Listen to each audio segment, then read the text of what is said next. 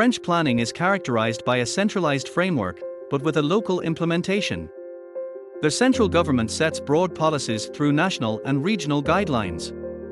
There is an emphasis on sustainability, climate adaptation, and regional cohesion. Local governments create detailed local urban plans, PLU, to manage land use, zoning, and urban design. These plans must follow national goals while meeting local needs. Citizens and stakeholders are legally required to participate through consultations and public inquiries.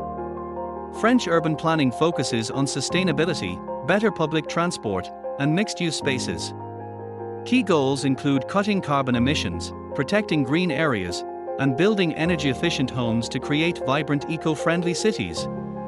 Historic preservation is important and often included in new developments, especially in cities with rich architecture like Paris and Lyon. Projects like Grand Paris and Lyon's Confluence show how history, modern design, and sustainability actually work well together. People always complain that planning rules keep changing. Everyone has a story about a town official showing up to complain because the shutters weren't painted the right color. That's because urban planning has always been regulated to avoid anarchy in construction. And yes, rules tended to change a lot, like every year or so. But that's changed too since 2020. The latest 2000 law, called SRU, has introduced the principle of urban renewal. The idea is to rebuild the city on top of the city in order to stop constantly expanding it.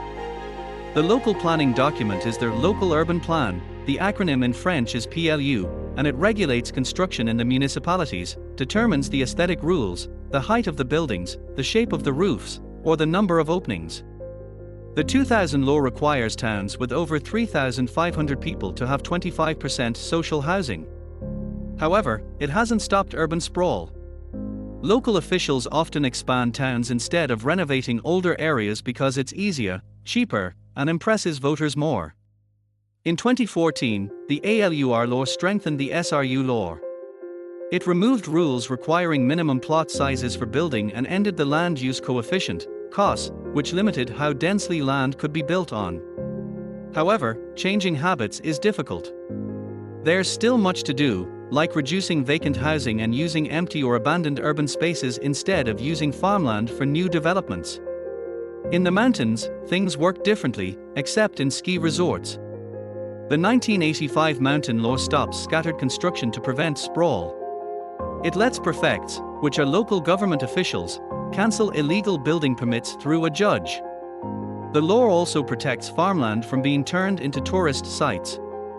The last French planning acronym is Z.A.N, standing for Zero Net Land Artificialization, which is a principle introduced to combat urban sprawl and preserve natural and agricultural land.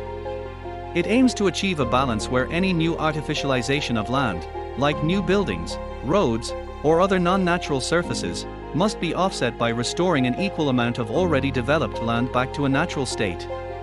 This Z.A.N law was resisted due to concerns over limiting land for development, increased costs for developers, and challenges in redeveloping existing urban areas, which are often seen as more complex and expensive.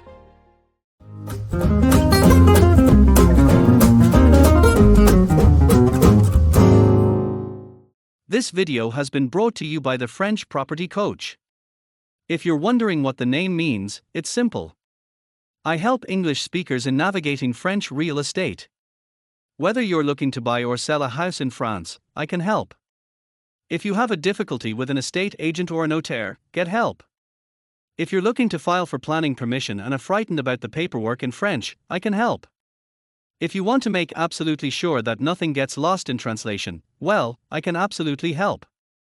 If you're house hunting, read my free guide about the process of buying a house in France. It covers estate agents, valuation, organizing your search, dealing with lawyers, money issues, the psychology of sellers, running a JIT, and more.